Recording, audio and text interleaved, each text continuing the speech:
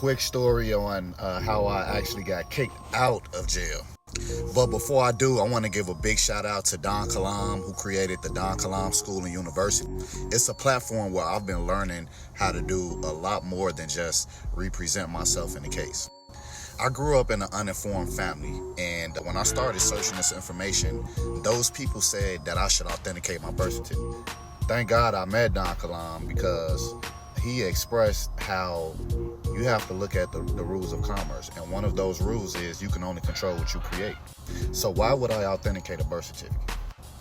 And on top of that, Article 1, Section 10 in the United States Constitution says that you have the right to privately contract. So not only did I learn how to represent myself in my own cases, I also learned how to set up layers and different company structures, such as a holding company in the charge and order protection state. And I also learned how to convert my name into a business. I also learned the importance of having an operating agreement so you can privately contract with those companies that you create to protect your assets. And you are your greatest asset.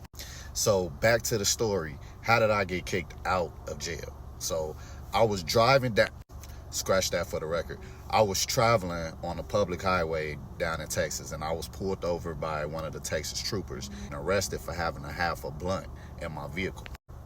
So before they could process me, fingerprint me, and take a shot of my mug, they tried to get me to sign a form and put personal private information on there.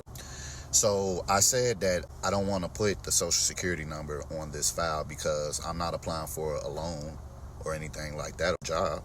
And the officer simply laughed, went back. They were on the phone with the judge, went back, talked to the judge, came back and told me that the judge said that I wouldn't be allowed to see her without signing these forms. I said, delaying me to see a judge. So I signed it, and I wrote threat, duress, and coercion on the actual form. The next thing I know, they was kicking me out of jail. And they did schedule like a virtual Zoom court case hearing, which I posted inside the group.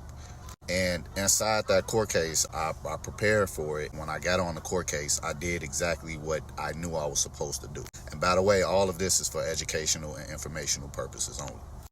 So after I did that Zoom hearing with the so-called judge, they actually sent, the county attorney actually sent a motion to dismiss the case. The judge signed the order making it official.